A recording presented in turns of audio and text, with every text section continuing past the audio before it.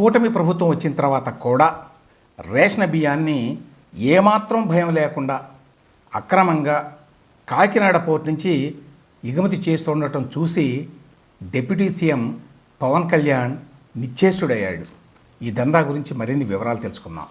CM Chandrababu నాయుడికి skill కేసులో AP high court ఇచ్చిన బెయిల్ని రద్దు చేయాలి అని చెప్పి అప్పట్లో జగన్మోహన్ రెడ్డి ప్రభుత్వం సుప్రీంకోర్టుకి వెళ్ళింది. ఇప్పుడు దీని మీద కూటమి ప్రభుత్వం ఏం చేస్తుంది అనేది పెద్ద ప్రశ్న. అమరావతిలో గతంలో భూములు తీసుకున్నటువంటి సంస్థలు జగన్మోహన్ రెడ్డి ప్రభుత్వం పుణ్యమా అని చెప్పి వెనక్కి వెళ్ళిపోయాయి. ఇప్పుడు వాటిని మళ్ళీ తీసుకురావడానికి ప్రయత్నాలు జరుగుతున్నాయి. ఇందులో ఎంతవరకు సక్సెస్ కాగలరు? అదానీ విద్యుత్ కొనుగోలు ఒప్పందంలో రవాణా ఛార్జీలు లేవు, ట్రాన్స్మిషన్ ఛార్జీలు లేవు అని చెప్పి జగన్మోహన్ రెడ్డి అంటున్నాడు. కానీ పత్రికలు మాత్రం లేదు, ఐఎస్టీఎస్ ఛార్జీలు కూడా ఉంటాయి అని చెప్తున్నాయి. దాదాపు 1,00,000 కోట్ల రూపాయలు ఖర్చు అయ్యేటువంటి ఈ అంశం మీద కూటమి ప్రభుత్వం ఎందుకు ఒక క్లారిటీ ఇవ్వదు? ఈ 4 అంశాల మీద ఇవాల్టి విశ్లేషణ. ఏపీలో వందల కోట్ల రూపాయలు సంపాదిస్తున్నారు అని చెప్పి అందరికీ తెలుసు. ఇందుకు కాకినాడ పోర్టు అడ్డగా మారింది చాలా కాలం నుంచి. దీన్ని ఛేదించటం కూటమి ప్రభుత్వానికి కూడా సాధ్యం కావడం లేదు అని చెప్పి తాజా పరిణామాలు ప్రూవ్ చేస్తున్నాయి. తాజాగా డిప్యూటీ సీఎం పవన్ కళ్యాణ్ కాకినాడ పోర్టుకు వెళ్ళాడు ఇన్స్పెక్షన్కి. అక్కడ 2 రోజుల క్రితమే 640 మెట్రిక్ టన్నుల పీడిఎస్ బియ్యం, అంటే పబ్లిక్ డిస్ట్రిబ్యూషన్ సిస్టంలో ఉండేటువంటి బియ్యం, రేషన్ బియ్యాన్ని అక్రమంగా ఎగుమతి చేస్తున్నారు. ఎక్కడికి? వెస్ట్ ఆఫ్రికాకి అని చెప్పి స్థానిక అధికారులు, అంటే కలెక్టర్ షాన్ మోహన్, ఆయన ఆధ్వర్యంలో రైడ్ చేసి పట్టుకున్నారు. ఆ తర్వాత వెళ్ళారు పవన్ కళ్యాణ్.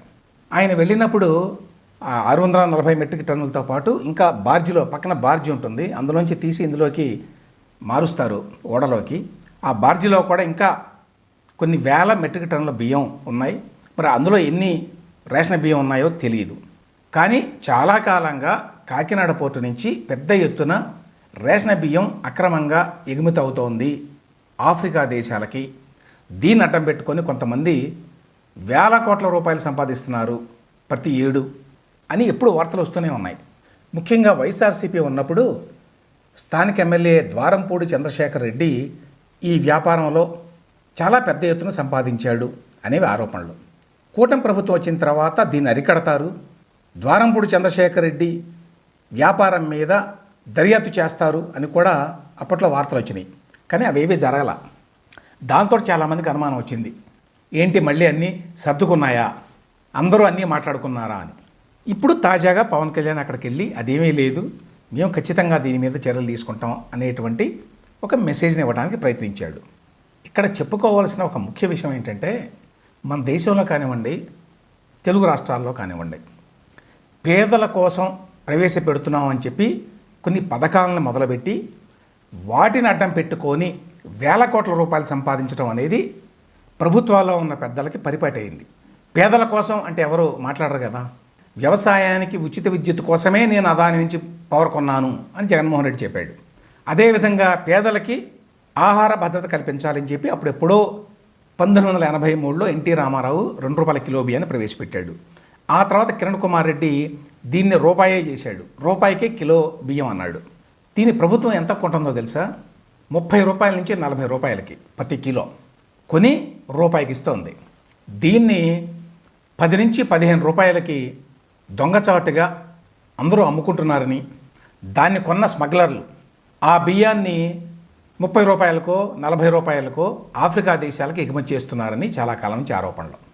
దాదాపు 30 నుంచి 40 రూపాయలు ఖరీదు చేసేటువంటి బియ్యాన్ని మీరు ఎప్పుడైతే రూపాయికే ఇస్తున్నారో అప్పుడే అందులో అవినీతి చొరబడడానికి అవకాశం ఉంటుంది. ఈ పేరు మీద రాష్ట్ర ప్రభుత్వాలు వేల కోట్ల రూపాయలు ఖర్చు పెడుతున్నాయి. ఏపీ ప్రభుత్వం ఎన్ని వేల కోట్ల రూపాయలు ఖర్చు పెడుతుందో లెక్క కూడా లేదు. బహుశా 3,000 కోట్ల రూపాయల పైనే ఉంటుంది ఇది. ఇందులో సింహభాగం ఇప్పుడు స్మగ్లర్ల చేతులకు వెళ్తోంది. దీన్ని అరికట్టడానికి ఎవరు ముందుకు రారు, ఎందుకంటే పైనుంచి కింద వరకు అందరికీ వాటాలి ఇందులో. అందువల్లనే పవన్ కళ్యాణ్ అక్కడికి వెళితే అసలు అధికారులు ఎవరు సహకరించడం లేదు, నాకు ఎస్పీ కూడా రాలేదు, నన్ను ఓడలోకి తీసుకెళ్ళమంటే చుట్టూ తిప్పారు కానీ ఓడలోకి తీసుకెళ్ళలేదు, దానికి వాతావరణం బాగాలేదని చెప్పి ఏవో సాకులు చెప్పారు. ఈ విధంగా మాట్లాడాడు పవన్ కళ్యాణ్. దీన్ని బట్టి ఏం అర్థం చేసుకోవాలి?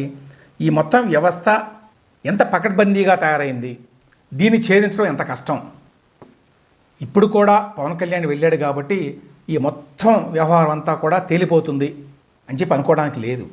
పవన్ కళ్యాణ్ అనుకున్నంత సులభంగా ఈ వ్యవస్థను ఛేదించలేరు. దీనికి ఎంతో పొలిటికల్ విల్ కావాలి. ఇది ఒక రోజులోనో ఒక వారంలోనో అయ్యే పని కాదు. కన్సిస్టెంట్గా చాలా కాలం పాటు దీని మీద కూర్చుంటే కానీ ఈ వ్యవహారాన్ని పరిష్కరించలేరు, ఈ స్మగ్లింగ్ని అరికట్టలేరు. ఈ మధ్యకాలంలో కొత్త ప్రపోజల్ వచ్చింది. అదేమిటంటే ఈ రూపాయి కిలో బియ్యం ఇచ్చే బదులుగా ఆ పేదలకి ఆ మేరకి అంటే 5 కిలోలు ఇస్తారు ప్రతి ఒక్క ఫ్యామిలీకి. 1,40,00,000 ఫ్యామిలీలు ఉన్నాయట. ఎప్పుడు అన్ని స్కీములు ఇస్తూనే ఉంటారు, అన్ని చేస్తూనే ఉంటారు, అయినా పేదల సంఖ్య పెరుగుతూనే ఉంటుంది. సో ఈ 1,40,00,000 మందికి ఇచ్చేటువంటి ఈ బియ్యం బదులు వాళ్ళకి డబ్బు ఇవ్వచ్చు, కిలోకి 15 రూపాయల వరకు ఇవ్వచ్చు అని చెప్పి ఒక అంచనా వేశారు. ఈ మధ్యకాలంలో వేసి ఆ మేరకు ఒక ప్రపోజల్ను కూడా ప్రభుత్వంలో పెట్టారు. అంటే నెల 5 కిలోల బియ్యం ఇచ్చే బదులు 5 కిలోలకి బదులుగా డబ్బు ఇస్తారు. జగన్మోహన్ రెడ్డి ప్రభుత్వం ఉన్నప్పుడే ఈ ప్రతిపాదన వచ్చింది. అప్పుడు టీడీపీ ఇతర ప్రతిపక్ష పార్టీలు వ్యతిరేకించినాయి దీన్ని. ఇప్పుడు మళ్ళీ తాజాగా ఈ ప్రతిపాదన వచ్చిందట. ఇప్పుడు బహుశా వైఎస్ఆర్సీపీ వాళ్ళు వ్యతిరేకిస్తారేమో తెలియదు. ఏదేమైనప్పటికీ ప్రజల దగ్గర నుంచి ముక్కు పిండి వసూలు చేసినటువంటి పన్నుల్ని ఈ రూపేణ పెద్ద ఎత్తున దుర్వినియోగం చేయటం ఒకటి, కొద్దిమంది దీన్ని అడ్డం పెట్టుకొని వేల కోట్ల రూపాయలను సంపాదించుకోవడం మరొకటి. ఈ దుర్మార్గాన్ని ఈ కూటమి ప్రభుత్వం కూడా పూర్తిగా అరికట్టగలదు అనేటువంటి నమ్మకం నాకైతే లేదు. చంద్రబాబు నాయుడు గారు స్కిల్ కేసులోనే జైలుకి వెళ్ళిన విషయం తెలుసు. అప్పుడు బెయిల్ కోసం చాలా ప్రయత్నిస్తే ఎట్టకేలకి 53 రోజుల తర్వాత హైకోర్టు బెయిల్ ఇచ్చింది. దాని మీద వెంటనే అప్పటి జగన్మోహన్ రెడ్డి ప్రభుత్వం సుప్రీంకోర్టుకు వెళ్ళింది. సుప్రీంకోర్టులో ఈ కేసు అప్పటి నుంచి కూడా వాయిదా పడుతూ వస్తోంది. తాజాగా నిన్న మళ్ళీ విచారణకు వచ్చింది. నిన్న విచారణకు వస్తే అప్పటి రాష్ట్ర ప్రభుత్వం తరఫున ఈ కేసులో లాయర్ ఎవరు? జగన్మోహన్ రెడ్డి ప్రభుత్వం తరఫున ముకుల్ రోహత్గి. ఆయన నిన్న సుప్రీంకోర్టుకి ఏం చెప్పారంటే, అసలు ఈ పిటిషన్ మీద మేము ఒక నిర్ణయం తీసుకోవాలి రాష్ట్ర ప్రభుత్వం నుంచి. ఈ పిటిషన్ మీద ఇప్పటి రాష్ట్ర ప్రభుత్వం ఉద్దేశాలు ఏమిటో కనుక్కోవాలి, కనుక్కున్న తర్వాత మళ్ళీ నేను చెప్తాను అని చెప్పి ముకుల్ రోహత్గి గారు సుప్రీంకోర్టు బెంచ్కి చెప్పారు. ఇప్పుడు ప్రభుత్వం ఎవరిది? చంద్రబాబు నాయుడు గారిది. కేసు ఎవరి మీద ఉంది? ఆయన మీదే ఉంది. ఆయన మీద ఉన్న కేసు గురించి ఆయనే ఒక నిర్ణయం తీసుకోవాలి. ఇది పెద్ద చిక్కు వ్యవహారం. అమెరికా లాంటి దేశాల్లో ఒక పద్ధతి ఉంది. అదేంటంటే ఇన్ని కేసులు ఉన్నా కూడా ఒక వ్యక్తి అమెరికా అధ్యక్షుడిగా ఎన్నికైతే ఆ కేసుల్ని ఆయన అధ్యక్షుడిగా ఉన్నంత కాలం కూడా వాటిని వాయిదా వేస్తారు.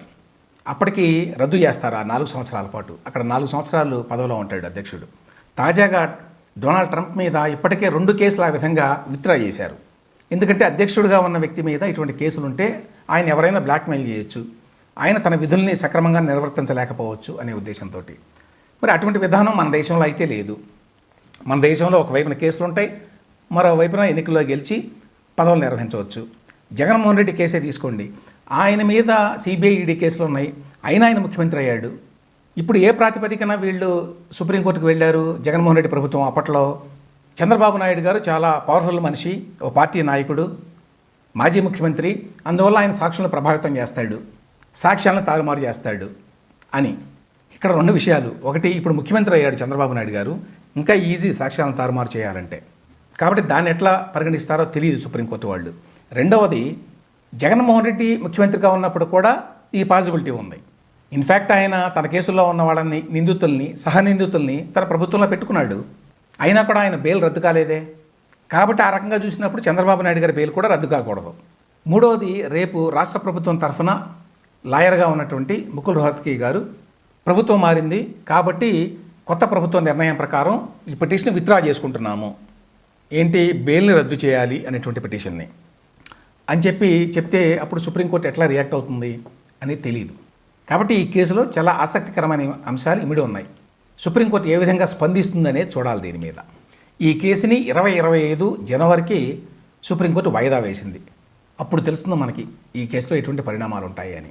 2014-19 మధ్యకాలంలో అప్పటి చంద్రబాబు నాయుడు ప్రభుత్వం దాదాపుగా 130 సంస్థలకి అమరావతిలో భూములు ఇచ్చింది. ఇన్ఫ్యాక్ట్ చాలామందిని వీళ్ళే అప్రోచ్ అయ్యి మా కొత్త రాజధాని అమరావతి, ఇక్కడ మీ ఆఫీసులను పెట్టుకోండి అని చెప్పి అడిగి మరీ వాళ్ళకి ఇచ్చారు భూముల్ని. సో చాలా నేషనలైజ్డ్ బ్యాంక్స్ వాళ్ళ యొక్క స్టేట్ హెడ్ క్వార్టర్స్, అలాగే వివిధ విద్యా సంస్థల బ్రాంచీలు, అలాగే కేంద్ర ప్రభుత్వంలో ఉన్నటువంటి కేంద్ర ప్రభుత్వ రంగ సంస్థలు వాటి యొక్క ఆఫీసులు, వీటన్నిటినీ కూడా పెట్టాలని నిర్ణయించుకున్నారు. చాలామంది డబ్బులు పే చేసి స్థలాలని రిజిస్టర్ కూడా చేయించుకున్నారు. అందులో అందరికీ తెలుసు విట్టు, ఎస్ఆర్ఎం, అమృత యూనివర్సిటీ ఈ 3 వచ్చినాయి. మిగతావి ఏవి కూడా రాలా. ఎందుకు రాలేదు అంటే జగన్మోహన్ రెడ్డి ప్రభుత్వం వచ్చిన తర్వాత అమరావతిని పూర్తిగా చంపేస్తాను అనే విషయాన్ని ఆయన విస్పష్టంగానే అందరికీ తెలియజేశాడు. దాంతో ఇక దాన్ని వదులుకున్నారు అందరూ, ప్రొసీడ్ కాలేదు ఎవ్వరూ కూడా. నిజానికి ఆనాడు గనక జగన్మోహన్ రెడ్డి ఇంత దుర్మార్గంగా ఆ నిర్ణయం తీసుకోకుండా ఉంటే రాష్ట్రానికి ఎన్నో సంస్థలు వచ్చేవి. 130 సంస్థలు, చాలా మంచి సంస్థలు, రాష్ట్రంలో యువతకి ఎంతో ఉపయోగపడే సంస్థలు. విద్యా సంస్థలు తీసుకోండి, ఎక్స్ఎల్ఆర్ఐ, నేను గతంలో కూడా చెప్పాను దీని గురించి. ఎక్స్ఎల్ఆర్ఐ అనేది చాలా ప్రముఖమైన విద్యా సంస్థ. ఆ సంస్థ కనుక వచ్చి ఉంటే, వాళ్ళ యొక్క ఇన్స్టిట్యూషన్ కనుక అమరావతిలో స్టార్ట్ చేసి ఉంటే ఆంధ్రప్రదేశ్లో ఉన్న యువతకి ఎన్నో అవకాశాలు ఎంబీఏ చదువుకోవడానికి. అదేవిధంగా మిగతా అన్ని సంస్థలు వచ్చి ఉంటే ఎన్నో కొన్ని ఉద్యోగాలు వచ్చేవి, ఒక ఈకో సిస్టమ్ ఏర్పడేది, దాని చుట్టూ కూడా కొంతమందికి వ్యాపార అవకాశాలు కూడా వచ్చేవి. వీటన్నిటినీ కూడా చెడగొట్టాడు జగన్మోహన్ రెడ్డి. ఇది చాలా కనిపించని నష్టం. జగన్మోహన్ రెడ్డి చేసినటువంటి దుర్మార్గపు పనుల్లో కనిపించని నష్టాలు చాలా ఉన్నాయి. అందులో ఇది ఒకటి. ఆ 130 సంస్థలు కనుక ఏర్పడి ఉంటే ఈ పాటికి ఆంధ్రప్రదేశ్ యొక్క ప్రగతికి ఎంతో దోహదం చేసేవి, ఆంధ్రప్రదేశ్లో వివిధ వర్గాలకి ఎంతో తోడ్పడేవి. ఇప్పుడు మళ్ళీ కూటమి ప్రభుత్వం ఈ సంస్థలన్నింటినీ తీసుకురావాలని ప్రయత్నిస్తోంది. దీనికి సంబంధించి నారాయణ గారు నిన్న ఒక ప్రకటన చేశారు. దీని ప్రకారం గతంలో ఎవరికైతే ఇచ్చారో వాళ్ళందరినీ కూడా అప్రోచ్ అయ్యి మీకు మళ్ళీ అదే రేట్లకు ఇస్తాం, 2015-16 ప్రాంతంలో ఏ రేట్లు అయితే చెప్పామో మీకు ఆ రేట్ల ప్రకారం ఇస్తాం, కాబట్టి మళ్ళీ తీసుకోండి అని అడిగారట. అప్పట్లో ఎట్లా ఇచ్చారంటే రేట్లు నాన్ ప్రాఫిట్ ఆర్గనైజేషన్ లేకపోతే విద్యా సంస్థలు లేక చాలా పేరున్నటువంటి సంస్థలు అయితే వాళ్ళకి తక్కువ రేటుకి ఇచ్చారు. కొంచెం కమర్షియల్ సంస్థలు అనుకుంటే వాటికి ఎక్కువ ఇచ్చారు. అంటే 50 లక్షల నుంచి 2 కోట్ల వరకు ఆ రేటు ఉంది. కొంతమందికి అయితే చాలా తక్కువకి ఇచ్చారు, ఇంకా కొన్ని నాట్ ఫర్ ప్రాఫిట్ ఆర్గనైజేషన్స్కి. సో అదేవిధంగా ఇప్పుడు కూడా ఇస్తామని చెప్పారు. అందులో భాగంగా ఈఎస్ఐ ఆసుపత్రి ఏర్పాటు కోసం 20 ఎకరాలు తాజాగా కేటాయించారట. ఇందుకోసం క్యాబినెట్ సబ్ కమిటీ ఆమోదం కూడా తెలిపిందని చెప్పి నారాయణ గారు నిన్న చెప్పారు. దీంతోపాటు central institute of tools and డిజైన్కి 5 ఎకరాలు కేటాయించారట. ఆ సంస్థ వస్తే ఎంతమంది విద్యార్థులకు ఉపయోగం. అదేవిధంగా ఇందిరాగాంధీ నేషనల్ ఓపెన్ యూనివర్సిటీకి ఇచ్చారు. బసవతారకం క్యాన్సర్ ఇన్స్టిట్యూట్కి 15 ఎకరాలు ఇచ్చారు. Larsen Toubro skill training centre, ఇది ఎంతమందికి ఉపయోగపడుతుంది ఈ పాటికి వచ్చి ఉంటే. సో ఇప్పుడు తాజాగా మళ్ళీ వాళ్ళని పిలిచి వాళ్ళకి 5 ఎకరాలు కేటాయించారు. సో ఈ 130 సంస్థల్లో ఎక్కువ మంది మళ్ళీ వస్తారని, తమ సంస్థల్లో వాళ్ళు మళ్ళీ ఏర్పాటు చేస్తారని ఆశించాలి. అదానీ దగ్గర నుంచి కొనుగోలు చేస్తున్న సౌర విద్యుత్తుకు సంబంధించి జగన్మోహన్ రెడ్డి చెప్పే మాట ఒకటి, పత్రికలు చెప్పే మాట మరొకటి. జగన్మోహన్ రెడ్డి ఏం చెప్తున్నాడు, ఇందులో ఐఎస్టీఎస్ ఛార్జీలు ఉండవు. ఐఎస్టీఎస్ అంటే ఇంటర్ స్టేట్ ట్రాన్స్మిషన్ ఛార్జెస్, అంటే రవాణా ఛార్జీలు. రాజస్థాన్లో తయారవుతుంది అదానీ ఉత్పత్తి చేసేటువంటి సౌర విద్యుత్తు, అక్కడి నుంచి ఏపీకి రావడానికి ట్రాన్స్మిషన్ ఛార్జీలు ఉంటాయి, కానీ అవి ఉండవు వీటికి అని చెప్తున్నాడు ఆయన. ఒకవేళ ఉంటే అవి 1,00,000 కోట్లకు పైగా ఉంటుంది ఆ ఛార్జీలే. జగన్మోహన్ రెడ్డి ఒప్పందం చేసుకుంది 1,05,000 కోట్లకి, 7,000 మెగావాట్లు. కానీ ఈనాడు, ఆంధ్రజ్యోతి గత కొన్ని రోజులుగా పదే ఏం రాస్తున్నాయి, ఐఎస్టీఎస్ ఛార్జీలు కూడా వర్తిస్తాయి, వాటిని పే చేయాల్సి ఉంటుంది. షర్మిల కూడా ఇదే మాట అన్నది. ఇక్కడ సమస్య ఏమిటంటే ఇప్పుడు ప్రభుత్వంలో ఎవరున్నారు, జగన్మోహన్ రెడ్డి లేడు, కూటమి ప్రభుత్వం ఉన్నది. మరి కూటమి ప్రభుత్వంలో ఉన్నటువంటి ముఖ్యమంత్రి కానీ, డిప్యూటీ ముఖ్యమంత్రి కానీ, మరెవరైనా కానీ కేంద్రంలో ఉన్నటువంటి మినిస్ట్రీ ఆఫ్ పవర్ని సంప్రదించి సెకీతో చేసుకునే ఈ ఒప్పందం ప్రకారం ఐఎస్టీఎస్ ఛార్జీలు కట్టాల్సిన అవసరం లేదా అనే విషయాన్ని ఎందుకు కనుక్కోరు? కనుక్కొని రాష్ట్ర ప్రజలకు ఎందుకు క్లారిటీ ఇవ్వరు? ఇదేమీ ₹2 సంబంధించిన విషయం కాదే. 1,00,000 కోట్ల రూపాయలు వచ్చే 25 సంవత్సరాల్లో కట్టాలి. ఈ భారం అంతా రాష్ట్ర ప్రజల నెత్తిన పడుతుంది. అటువంటప్పుడు జగన్మోహన్ రెడ్డి ఏమో కట్టాల్సిన అవసరం లేదని, మిగతా వాళ్ళంతానేమో లేదు కట్టాలి అని చెప్తుంటే జనం గందరగోళంలో ఉన్నారు. అసలు వాస్తవం ఏంటి, కట్టాల్సిన అవసరం ఉందా లేదా అనే విషయాన్ని కనుక్కోవడం రాష్ట్ర ప్రభుత్వానికి పెద్ద పని కాదు. ఇదేమన్నా ప్రయారిటీ లేని అంశమా? ఇంత వివాదం జరుగుతూ ఉంటే దీని మీద కేంద్రంలో మినిస్ట్రీ ఆఫ్ పవర్ని సంప్రదించి ఈ ఒప్పందం ప్రకారం ఏమిటి స్టేటస్ అని అడిగితే వాళ్ళు చెప్తారు. అప్పుడు రాష్ట్ర ప్రజలకు కూడా క్లారిటీ ఇవ్వచ్చు. మరి ఎందుకు కూటమి ప్రభుత్వం ఆ పని చేయడం లేదు? ఉద్దేశపూర్వకంగానే ఆ పని చేయడం లేదా? జగన్మోహన్ రెడ్డి మీద అనుమానాలు కొనసాగాలి అని చేయడం లేదా? ఎందుకు చేయకపోయినా కూడా కూటమి ప్రభుత్వం ఈ వివరాలను కనుక్కొని ప్రజలకు చెప్పకపోవటం ఏమాత్రం కూడా సమర్థనీయం కాదు.